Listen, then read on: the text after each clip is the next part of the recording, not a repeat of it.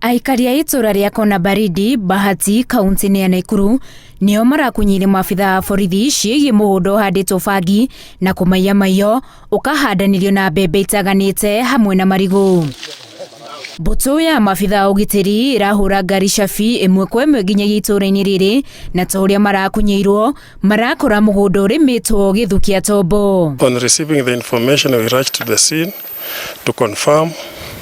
On reaching at the place, we found it is true. Matekuria marĩgu maraigo nene wao kando wa thuti wa uniformu hamwe na irauni ciao mararika mũgũnda-inĩ ũyũ na marambĩrĩria gĩbarũa gĩa kũmunya bangi ya ciringi milioni 5 na ngiri 900, bangi ĩrĩa ĩretereirio kũgethwo na ĩingĩrio thoko-inĩ ica-inĩ ikuhĩ. Managed to uproot 198 kilograms of bangi, which is valued at street value of 5,940,000 shillings. O afitha arari na mbere yake ya kũmunya akaumiria nginya gĩthimĩro-inĩ harĩa maabitha angĩ wao ũrarĩ wa kũmĩthima. Thutha wa gũthima ihoba ici kĩmwe thutha wa kĩngĩ ĩronekire gũkorwo ĩrĩ ya kiro 198.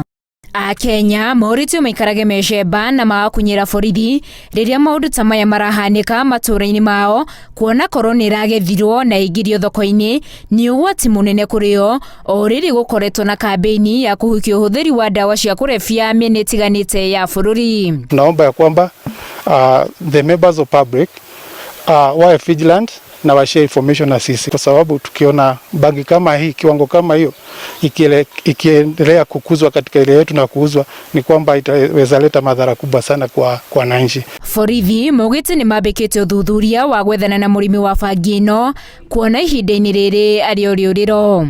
The suspect managed to escape, but as per now is known and we are pursuing to bring him at hand and face the charges before the court. Tuko tayari kuungana na wao kuangamiza ukulima na uzaji na ufutaji wa bangi katika eneo hili. Iracokire rabokerwo ngari-inĩ ya borithi na gũtwarwo ceceni-inĩ ya Bahati kuona nĩ kahũthĩka ta wĩira mũrĩmi ũcio ahingũrĩrwo thitango cia ũrĩmi wa bangi mũgarũ na watho.